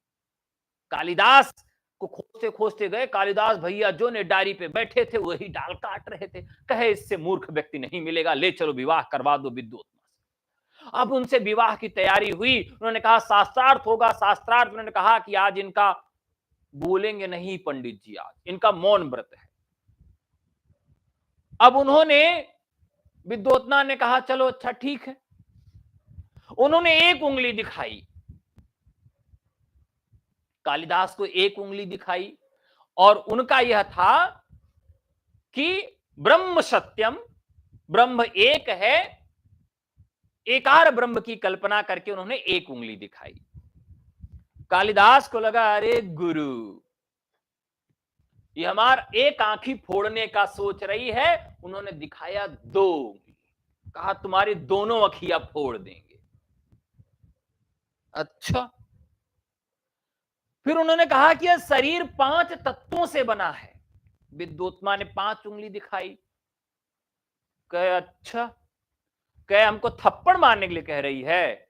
उन्होंने कहा मुट्ठी ये मारेंगे कोई से तुम्हारा खोपड़ा फूट जाएगा। ये तो हम बता रहे हैं, ऐसा मन में कालिदास सोचे होंगे, ऐसे मुट्ठी बांधे कि पंच तत्व जब मिलेंगे तब शरीर का निर्माण, संसार का निर्माण होगा। अब यह सांकेतिक भाषा थी। सांकेतिक भाषा के आधार पर क्या हुआ कि कालिदास शास्त्रार्थ में पास हो गए। जैसे आज PRT teacher, primary teacher DJ वाले बन जाते हैं। डीजे वाले पीआरटी प्राइमरी की भर्ती में टॉप कर गए, डीजे बजाने वाले, और बेचारे तैयारी करने वालों का चयन नहीं हुआ। वैसे कालिदास भी क्वालिफाई कर गए विद्वोत्मा से विवाह करने के लिए। हमेशा करप्शन था, आज ही नहीं है। तो यहां पर जो सांकेतिक सिद्धांत है, संकेत सिद्धांत जो है, सैम्बोलिक जो सिस्टम है, यहां पर रूसो की थ्योरी थी। और यह सिद्धांत यही कहता है कि हम संकेतों के आधार पर भाषा का निर्माण करते हैं। ठीक है, अब इसके बाद जो सिद्धांत आता है, आवेग सिद्धांत।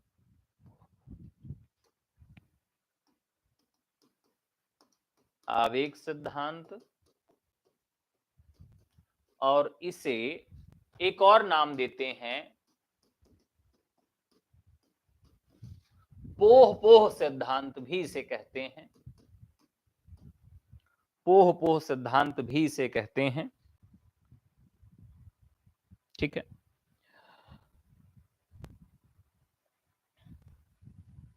इसे मनोभावा व्यक्तिवाद, मनोभावा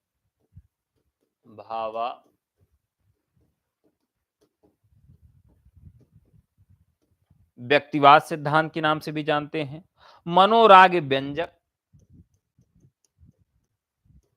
मनोराग व्यंजक सिद्धांत के नाम से भी जानते हैं। मूलकतावाद सिद्धांत के नाम से भी जानते हैं। ठीक है,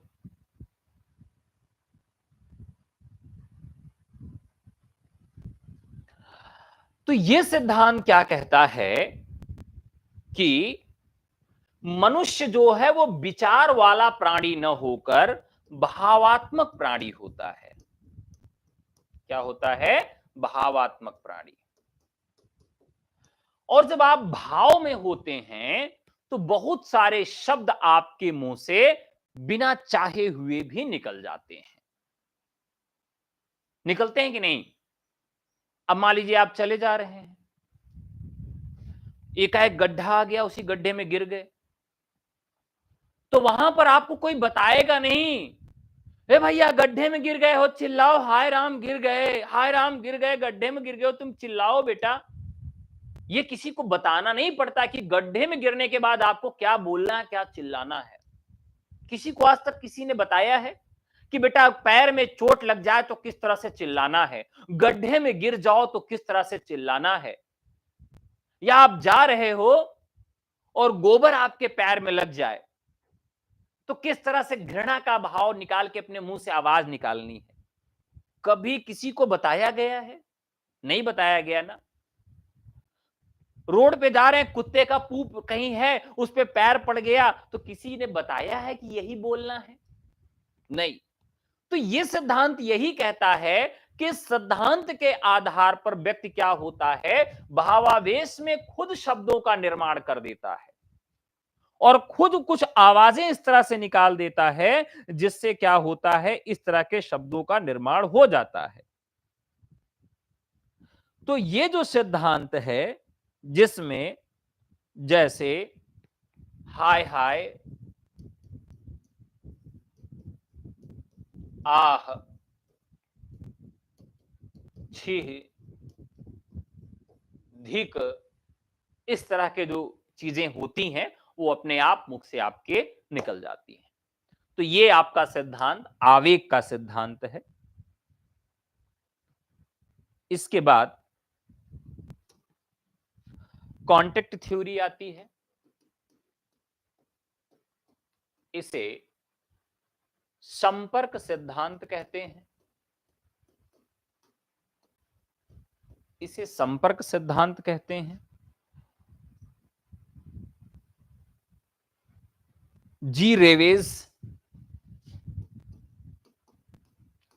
रेवेज इसके इस सिद्धांत के प्रवर्तक हैं।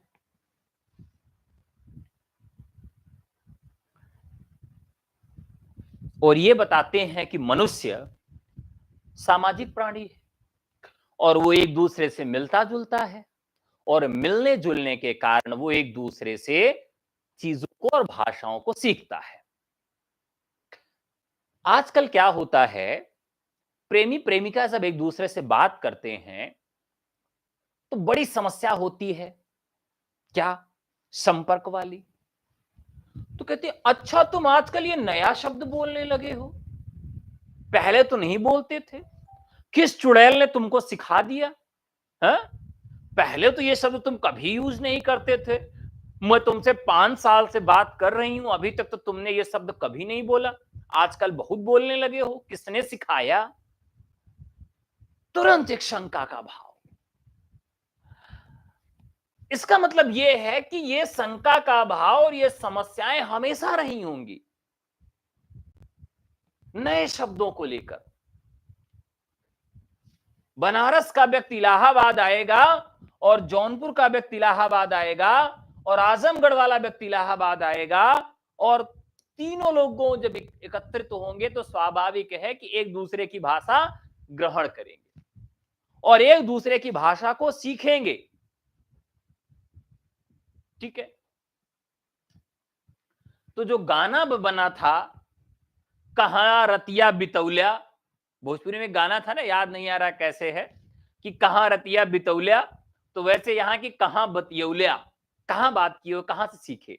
तो भाषा का ये सिद्धांत जो जी रेवेस ने दिया, जो इसके प्रवर्तक हैं, ये यही बात कहते हैं कि भाषा जो है वो संपर्क के द्वारा सीखी जाती है और एक दूसरे से जब व्यक्ति संपर्क में आता है तो वो एक दूसरे की भाषा को ग्रहण करता है, सीखता है। ठीक है। तो कल्पना अनुमान का संयोग भी इस सिद्धांत में हम मान सकते हैं। इंगित सिद्धांत,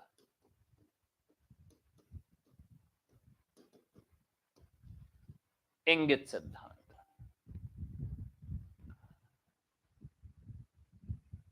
इंगित सिद्धांत का मतलब क्या हुआ? इंगित करना मतलब इशारा कर देना, इसका अर्थ यही होता है। डॉक्टर राय, डॉक्टर राय इसके प्रवर्तक हैं इंगित सिद्धांत के। इंगित सिद्धांत क्या कहता है? अपनी आंगिक चेष्टाओं और ध्वनियों वाणियों के द्वारा व्यक्ति क्या करता है? बातों को सीखता है, करता है। जैसे अब मान लीजिए छोटा सा बच्चा है, उसको पानी पीना है, तो वो देखता है कि सभी लोग कह रहे हैं पीना, लेकिन वो क्या कहता है, अपना एक नया शब्द स्वयं गढ़ लेता है। आप अपने मम्मी से आज जाके पूछिएगा कि आप पानी को क्या कहते थे, तो शुरुआत में तो मान लीजिए अलग ही आप कहते रहे होंगे। कोई पानी को कहता है मैं बूबू पिएंगे, बू पिएंगे, कोई कहता था ची पिएंगे, कोई कहता था सी पिएंगे, कोई कहता था पी पिएंगे। मतलब अलग अलग नाम सबने रखे थे कि पानी कोई नहीं कहता था, सब यही कहते थे कि हमको ये पीना है, पानी कोई नहीं कहता था। यानी कि सबका अपने के अनुसार उसने क्या किया था, इंगित कर दिया था कि अब उंगली दिखा दिया ये पीना है और ये ची पिएंगे, मम पिएंगे। अलग अलग अलग अलग थ्योरी है, अलग अलग नाम है, सबने अलग अलग तरीके से प्रयोग किया होगा, सबने किया होगा। पानी का अपने मम्मी से पूछेगा तो जरूर बताएंगे कि आप कितने इस तरह से इंगित सिद्धांत के अंतर्गत आपने कितने नए शब्द खोजे थे, पानी के लिए, दूध के लिए, खाना के लिए, टॉयलेट जाने के लिए, खेलने के लिए, बाहर घूमने जाने के लिए। आपने बहुत सारे नए शब्द बनाए होंगे। जब अपनी माता जी से आप बात करेंगे तो इंगित सिद्धांत के बहुत सारे शब्द आपके सामने आ जाएंगे। ठीक है, तो इससे क्या हुआ, जैसे पानी पीना, पी शब्द बना। अब इस पी शब्द से मिलते जुलते बहुत सारे शब्द बनाए गए। पा से पानी और पा से पीना, पा पीना पी। अब इससे शब्द क्या बनेगा, पिपासा। पिपाशा शब्द भी इससे बन गया। तो ये जो शब्द बने, ये इसी तरीके से बने, जो ध्वनि है और जो इंगित है, एक शब्द जो मिल गया उसी के आधार पर और नए शब्द बनते हुए चले गए। तो ये हमारे आंगिक चेष्टाओं के आधार पर बने हुए सिद्धांत के शब्द हैं।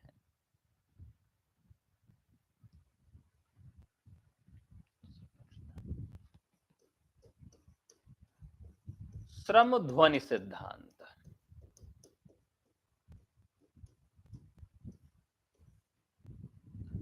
श्रम ध्वनि सिद्धांत क्या है? श्रम ध्वनि सिद्धांत का मतलब होता है कि आपने देखा होगा कई बार बहुत मतलब कठिन काम करते हुए लोगों को, मजदूरों को, तो वो क्या करते हैं कि अलग तरह की ध्वनि निकालते हैं। जब व्यक्ति श्रम में होता है, दबा हुआ होता है, परेशान होता है, तो अलग तरह की शब्दावलियों का प्रयोग करता है। तो जैसे उसे श्रम ध्वनि सिद्धांत कहते हैं। जैसे अब मान लीजिए कहे जोर लगा के हैया, जोर लगा के हैया। अब हैया का है भैया, जो लगा के हैया, जो लगा के हैया, ये आपने देखा होगा। तो ये किस सिद्धांत से बना है? श्रम ध्वनि सिद्धांत से बना है। अब मान लीजिए कोई एक बहुत बड़ा सा डंडा आपकी मम्मी ली है और एकदम आपके ऊपर खौफ काई है और आपको बैठा दी है, चलो बैठ के पढ़ो, तो क्या कहेंगी? हम्म, हम्म। मतलब हर बात पे आंखें बड़ी होंगी और डंडा एकदम सामने होगा और मुंह से क्या कहेंगी? कई बार जो बैल हाँकने वाला किसान होता है, वो इशारे इशारे में क्या कहता है ऐसे बैलों को? हुँ, हुँ। तो ये जो शब्दावलियां बन रही हैं, जो श्रम करते हुए शब्दावलियों का निर्माण स्वतः हो जाता है, इसे हम श्रम ध्वनि सिद्धांत के अंतर्गत रखते हैं। अनुकरण सिद्धांत।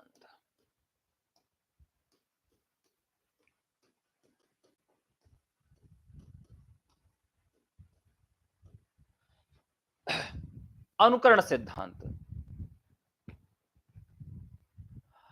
अनुकरण सिद्धांत का मतलब क्या होता है? हम किसी बात को सीखते हैं कैसे? अनुकरण के द्वारा।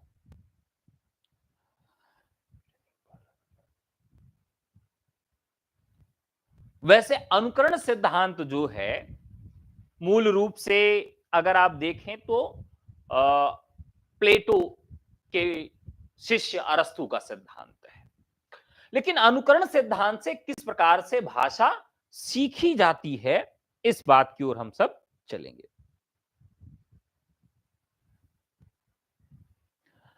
इसमें क्या होता है, एक शब्द से दूसरे शब्द का निर्माण होता है उसी से, मतलब इसे कह सकते हैं फोनेटिक्स से। जैसे कोयल, तो कोयल क्या करती है, कू करती है। कौवा काव काव करता है।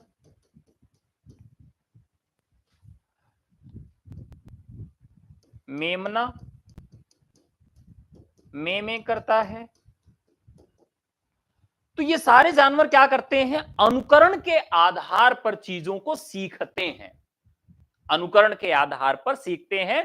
और मनुष्य भी क्या करता है, एक दूसरे को सुनकर सीखता है। तो जानवर भी सीखते हैं और मनुष्य भी क्या करता है, अनुकरण के आधार पर इन सारी चीजों को सीखता है। इनके नामकरण भी ऐसे होते हैं। जैसे दीपावली पे हमने पटपट की आवाज सुनते हुए वस्तु को क्या कहा, पटाखा कहा। जो पटपट की आवाज करता है वो क्या हो गया, पटाखा हो गया। इसी तरीके से हमने देखा कि झरझर की आवाज जहां से आती है उसे हमने झरना कह दिया या निर्झर कह दिया। क्या कह दिया, झरना कह दिया। जहां से झरझर की आवाज आ रही है उसे हमने झरना कह दिया या उसे हमने निर्झर कह दिया। तो ये सिद्धांत है समन्वय सिद्धांत।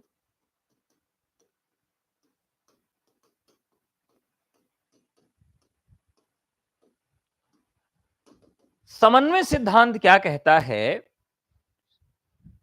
इसके प्रवर्तक कौन है, तो हेनरी स्वीट हैं। Henry sweet. अगर किसी के बीच में समन्वय ना हो रहा हो तो थोड़ा सा उसे स्वीट खिला दीजिए, मिठाई खिला दीजिए, अपने आप उसके बीच में समन्वय हो जाएगा। इन्होंने बताया कि अनुकरण, आवेग, संकेत, श्रम ध्वनि, संपर्क, ये सारे सिद्धांतों को अगर एक कर लिया जाए तो जो नया सिद्धांत बनेगा वह समन्वय वाला सिद्धांत बनेगा। यानी अब तक के जितने भी सिद्धांत थे उनको इन्होंने एक कर लिया। किसको किसको एक कर लिया, अनुकरण, आवेग, श्रम, संपर्क, इन सबको जब एकत्र उन्होंने कर लिया तो इस सिद्धांत का जन्म हुआ जिसको हम समन्वय सिद्धांत के नाम से जानते हैं। ठीक है।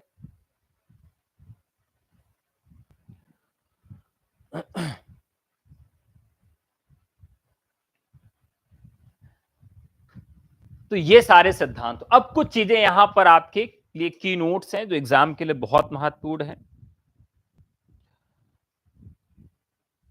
रणन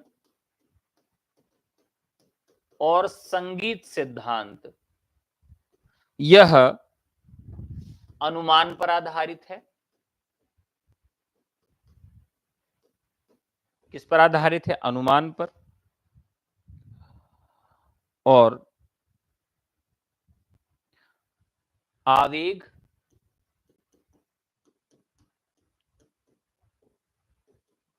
और ध्वनि सिद्धांत जो है यह आंशिक आंशिक आंशिक अनुमान पर आधारित है। ध्वनि ध्वनि और आवेग सिद्धांत आंशिक अनुमान पर आधारित है। इंगित संपर्क समन्वय, इंगित समन्वय और संपर्क सिद्धांत विकासवाद और मनोविज्ञान पर आधारित है।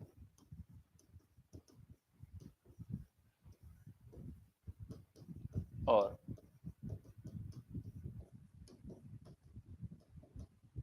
विकासवाद और मनोविज्ञान पर आधारित है। तो ये कुछ सिद्धांत थे।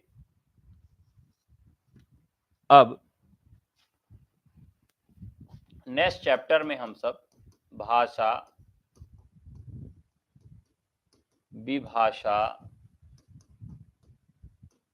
और बोली पढ़ेंगे। आज की कक्षा अगर आप सबको अच्छी लगी हो तो धूमधाम से लाइक करिएगा और धूमधाम से कमेंट करके फीडबैक भी दीजिएगा क्लास समाप्त होने के बाद भी कमेंट बॉक्स में। अगर आप नए बैचेस से जुड़ना चाहते हैं तो व्हाट्सएप करके जुड़ सकते हैं। हमारा नंबर है 9628959237। ठीक है, तो अब ये भाषा, विभाषा और बोली, यहां से प्रश्न आपके यहां पूछे जाते हैं और खूब सारे प्रश्न पूछे जाते हैं। देखिए, भाषा विज्ञान में मैं आपको जो पढ़ा दे रहा हूं उसको दोबारा आपको पढ़ने की आवश्यकता नहीं है। बस क्लास में बने रहिए और एंजॉय कीजिए क्लास को, आनंद लीजिए क्लास का। आनंद लेते लेते आपको वो चीजें याद हो जाएंगी और परीक्षा में आप उसको सॉल्व करके हल करके चले आएंगे। अलग से रटने रटाने की बहुत खास दिक्कत हमारे क्लास में आपको भाषा विज्ञान में नहीं होगी। भाषा विज्ञान के लिए बिल्कुल बेफिक्र हो जाइए। ठीक है, तो चलिए जाइए, खाइए पीजिए। कल फिर आप सबसे मुलाकात करते हैं। धन्यवाद।